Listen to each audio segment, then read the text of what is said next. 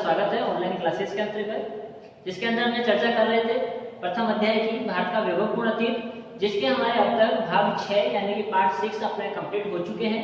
आज हम चर्चा करने जा रहे हैं भाग 7 की। भाग 7 और जो हम यहाँ पढ़ रहे थे साहित्यिक स्रोत का जो लास्ट भाग था यानी कि 5वां भाग वो था आपका वंशावलियां।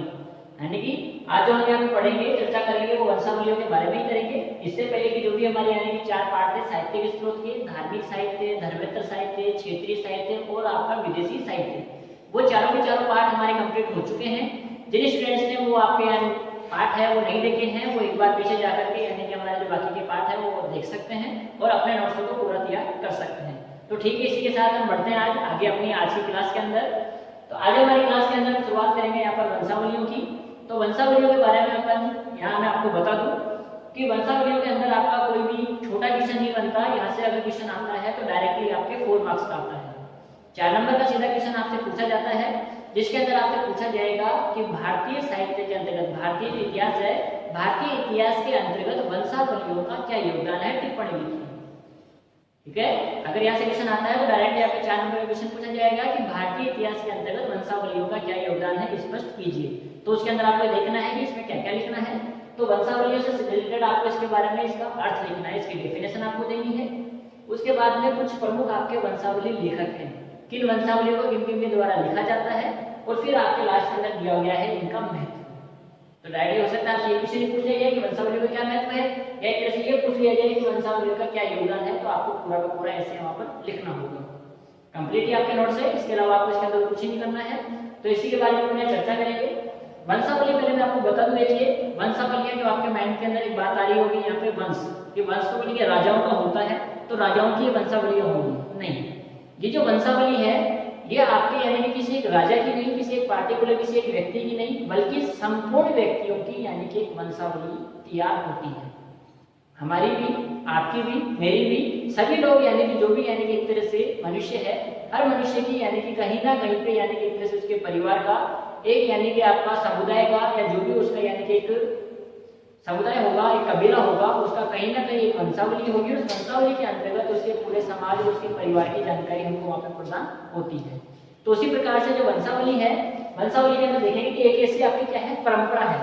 वंशावली क्या है, एक आपकी ऐसी परंपरा है जिसके अंतर्गत जो वंशावली का लेखक होता है वो हर एक जाति वर्ग के घर पे जाकर, वंशावली है, वंशावली एक ऐसी परंपरा है जिसके अंतर्गत वंशावली का जो लेखक है वो हर एक जाति वर्ग के घर जाकर, यानी किसी एक पार्टिकुलर किसी एक जाति की बात नहीं हो रही, यहाँ पे संपूर्ण मनुष्य की बात हो रही है, समस्त जातियों की, समस्त वर्गों की यहाँ पर बात हो रही है कि वंशावली लेखक हर एक जाति वर्ग के घर जाकर प्रमुख लोगों की उपस्थिति यानी कि वो लेता है।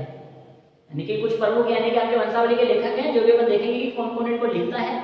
वो क्या करेगा कि आपके घर पे आएगा, हमारे घर पे आएगा, यानी कि सभी के घर में ये लोग जाते हैं और जाकर के यानी कि हमारे घर के अंदर जो प्रमुख व्यक्ति है, हमारा जो भी मुखिया है, उनकी जाकर के क्या लेते हैं, वो उपस्थिति यानी कि उनकी प्रेजेंट लेते हैं। उनसे पूछा जाता है घर के अंदर कौन कौन रहता है, कितने सदस्य हैं, कौन क्या करता है, कौन क्या नहीं करते, कितने नए व्यक्तियों को, यानी कि क्योंकि वो हमेशा नहीं होती है, काफी साल बाद के अंदर यानी कि एक तरह से वो व्यक्ति आते हैं और वो यानी कि एक तरह से आपके परिवार का लेखा जोखा लिख के जाते हैं। तो उसके अंदर यानी कि वो सब बातें पूछते हैं कि परिवार के अंदर से कोई सदस्य की मृत्यु तो ना हुई है, या कोई परिवार के अंदर नए सदस्य का यानी कि आगमन हुआ है, किसी का जन्म हुआ है, या किसी का विवाह होकर कोई दूसरा व्यक्ति यहाँ पर घर में आया है। इन समस्त बातों की यानी कि एक तरह से उपस्थिति लेता है। उसी के साथ साथ प्रत्येक वर्ग की, प्रत्येक जाति का, प्रत्येक घर की सामाजिक, आर्थिक व धार्मिक घटनाओं का वर्णन करते हुए उस व्यक्ति का वंश क्रम हस्तलिखित पोथियों में अंकित करता है। यानी कि जो वंशावली है, वंशावली एक ऐसी परंपरा है। वंशावली क्या है ये आपको ध्यान रखना है। आप इसके अर्थ कैसे याद रखोगे आप कि वंशावली एक परंपरा है जिसके अंतर्गत वंशावली लेखक एक जाति वर्ग के घर जाकर प्रमुख लोगों की उपस्थिति लेकर उस वर्ग के सामाजिक, आर्थिक व धार्मिक घटनाओं का वर्णन करते हुए उस व्यक्ति का वंश क्रम हस्तलिखित पोथियों में अंकित करता है। हस्तलिखित पोथियां मतलब हाथ से लिखी हुई किताबें या हाथ से लिखी हुई जो भी नोटबुक आपके ग्रंथ होंगे उनको क्या कहा जाता है, हस्तलिखित पोथियों में अंकित करता है। इन्हीं ही वंशावलियों के अध्ययन से हमें हमारे पूर्वजों का पता चलता है। तो ठीक है, आपने यहाँ पे देखा कि वंशावली है, वंशावलियों का जो अर्थ है वो अपन ने यहाँ पर देखा कि वंशावली है वो क्या है, एक ऐसी परंपरा है जिसके अंतर्गत वंशावली लेखक प्रत्येक जाति वर्ग के घर जाकर के प्रत्येक प्रमुख व्यक्ति की उपस्थिति लेता है, साथ ही सामाजिक धार्मिक आर्थिक स्थिति को यानी कि उस व्यक्ति के वंश क्रम के अनुसार यानी कि हस्तलिखित पोथियों में अंकित करता है, वही आपकी वंशावलियां कहलाती है। इन्हीं वंशावलियों के माध्यम से हमें हमारे पूर्वजों की जानकारी प्रदान होती है। अब हम यह देखेंगे वंशावलियों को लिखता कौन कौन है, इनके लेखक कौन कौन है। तो कुछ यानी कि प्रमुख वंशावली लेखकों की अपने बात करें, जिसमें आपके बड़वा, जागा, रावजी, भाट, पुरोहित, पंडे, बारोट इत्यादि, यानी कि ऐसे कुछ प्रमुख यानी कि यहाँ पर लेखक हैं जिनके द्वारा इन वंशावलियों को लिखा जाता है। तो ये यानी कि आपको ये भी याद होनी चाहिए कि वंशावलियां हैं वो लिखता कौन कौन है। तो अपन ने देखा यहाँ पर कुछ लोगों को बड़वा हो गए, जागा हो गए, आपके रावजी हो गए, भाट हो गए, पुरोहित हो गए, पंडे हो गए, आपके बारोट हो गए। ऐसे और भी अन्य लेखक हैं जो कि वंशावलियों को लिखते हैं। ये व्यक्ति हमारे घर में आते हैं, हमारे घर पे आएंगे और उसके बाद में यानी कि काफी वर्षों में आते हैं। ऐसा नहीं है कि प्रतिवर्ष आएंगे या कुछ समय के अंदर अंतराल में आते हैं, काफी वर्षों बाद में यानी कि एक बार आते हैं हमारे यहाँ पे और हमारे पूरे परिवार का यानी कि जायजा उसके अंदर अपनी हस्तलिखित यानी कि हाथ से हर एक बात पूछ के यानी कि उसमें लिख के लेके जाएंगे। किसी जगह पर इनको किन्हीं गाँव के अंदर इनको जागा कहा जाता है, तो कहीं पर इनको पंडे कहा जाता है, कहीं पर बारोट कहा जाता है, तो कहीं पर आपके यहाँ पर हम कहेंगे कि इनको बड़वा कहा जाता है, तो या रावजी कहा जाता है। अलग अलग क्षेत्र के हिसाब से इनके यानी कि व्यक्ति एक ही है लेकिन इनके नाम अलग अलग है यहाँ पर। अब इनकी बात कर लेते हैं हम यानी कि वंशावलियां कि वंशावलियां क्यों लिखी जाती है, वंशावलियों का क्या महत्व है। तो मैं सीधी सीधी एक बात बता दूं आपको कि वंशावलियों का आज के जमाने में एक न्यायिक साक्ष्य के रूप के अंदर काफी महत्व है। वंशावली कोई एक साधारण साहित्य के अनुसार नहीं है, वंशावली कोई एक सादा यानी कि आपकी कोई कोरा यानी कि ग्रंथ नहीं है। वंशावली एक न्यायिक साक्ष्य के रूप के अंदर यानी कि आपके माना जाता है। भारतीय साक्ष्य अधिनियम 1872 के अंतर्गत ये यानी कि आपके वंशावली को रखा गया है, जिसके अंतर्गत हमारे यानी कि किसी भी प्रकार के परिवार में न्याय से संबंधित कोई भी परिवार हो तो वहां पर हम यानी कि इनको एक सबूत के रूप के अंदर यानी कि इनको रख सकते हैं। तो जैसे कि न्यायिक साक्ष्य के रूप के अंदर ही जैसे कि आपके सामने अभी यानी कि बिल्कुल वर्तमान के अंदर आपके चल रहा है जो मुद्दा था, जो यानी कि अब आपका पूरा हो चुका है, राम जन्मभूमि, जो आपका राम मंदिर वाला यानी कि मुद्दा था कि यानी कि अयोध्या के अंदर ही जो भगवान राम है उनका जन्म हुआ था और वहीं पर यानी कि आपका राम मंदिर बनना चाहिए। लेकिन काफी लोगों के द्वारा यानी कि इसका विरोध किया जा रहा था कि यानी कि ऐसा नहीं है, यहाँ पर यानी कि एक तरह से आपके मुसलमानों का उनका यानी कि अधिकार क्षेत्र बताया जा रहा था। कुछ यानी कि आपके अखाड़े वाले लोग थे वो उनका यानी कि वो बता रहे थे कि हमारा अखाड़ा है, हमारी जमीन है। लेकिन अंत के अंतर्गत यानी कि वहां पर जो जमीन का फैसला हुआ वो किसके अनुसार हुआ, आपके राम जन्मभूमि के अनुसार हुआ।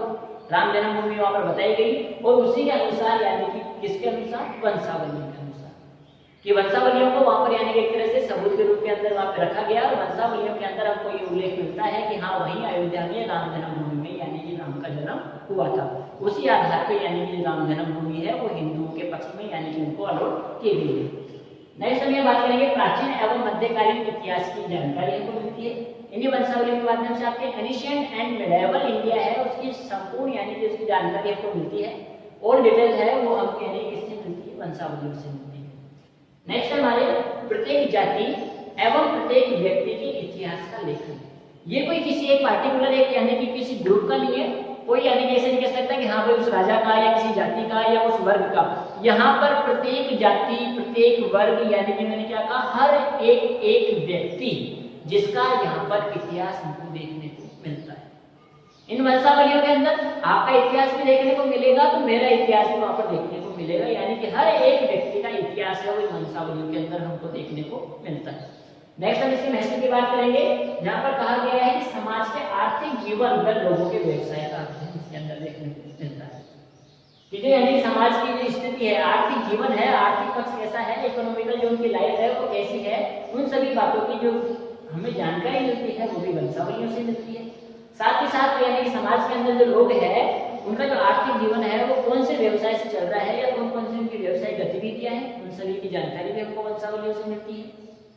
नेक्स्ट आपके सांप्रदायिक सहयोग और सद्भावना की प्रेरणा को बढ़ावा देना, कि जो वंशावलियां हैं उनके अनुसार यानी कि वो क्या है, सभी जाति सभी वर्ग एवं सभी व्यक्तियों के लिए यानी कि समान रूप से लिखी जाती है, उसमें किसी प्रकार का भेदभाव नहीं किया जाता।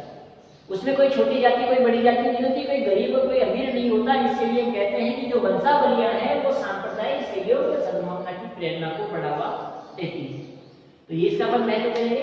वही हम कह सकते हैं कि वंशावलियों से व्यक्ति को अपनी परंपरा, संस्कृति, मूल निवास, विस्तार, वंश, कुल धर्म, कुलाचार, गोत्र व पूर्वजों के नाम भी प्राप्त होते हैं। तो इस तरह से आपने देखा, आज हमने पढ़ा यहाँ पे 5वां जो इसका भाग था वंशावलियां, और इसी के साथ साथ जो हमारा साहित्यिक स्रोत है वो पूरा हो चुका है। इसका कि जो हम पढ़ रहे थे पहला अध्याय भारत का वैभवपूर्ण अतीत। भारत के वैभवपूर्ण अतीत में अपने सबसे पहला हमारा कंटेंट था वो हमने यहाँ रखा था कि जो भारत का इतिहास है उसकी जानकारी हमें किन से मिलती है, कौन कौन से स्रोतों से मिलती है, कौन कौन से सोर्सेज से। फर्स्ट था हमारा साहित्यिक स्रोत और दूसरा होगा हमारा पुरातात्विक स्रोत। साहित्यिक स्रोत है जिसको मैंने 5 भागों में बांटा था, और हमारे भाग 7 के अंदर जो यानी कि पूरे के पूरे इसके 5 भाग है वो कंप्लीट हो चुके हैं। अब जो हम नेक्स्ट यानी कि यहाँ चर्चा करेंगे वो हमारा जो भाग होगा, पार्ट होगा, वो कौन सा होगा, 8 होगा, 8वां होगा, और उसके अंदर हम चर्चा करेंगे इसकी पुरातात्विक स्रोतों की। पुरातात्विक स्रोतों से हमें यानी कि एक तरह से भारतीय इतिहास की जानकारी है वो किस प्रकार प्रदान होती है।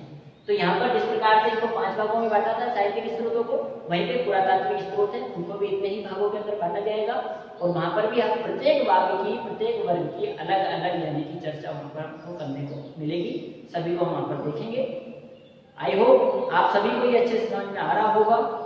फिर भी अगर किसी को कोई डाउट हो तो वो फिर से एक बार व्हाट्सएप नंबर पे यानी कि आपके संपर्क कर सकते हैं। ये मेरा व्हाट्सएप नंबर है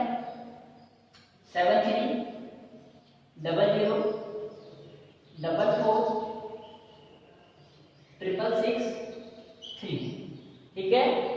किसी भी प्रकार का कोई भी आपका डाउट हो, किसी भी प्रकार की कोई प्रॉब्लम हो तो आप ये व्हाट्सएप नंबर है इसके ऊपर आप कांटेक्ट कर सकते हैं, और आप अपनी यानी कि कोई भी समस्या है तो उसका समाधान वहां पर तुरंत आपको वहां पर मिल जाएगा। आपको यानी कि वहां पर साथ के साथ आपकी हेल्प की जाएगी।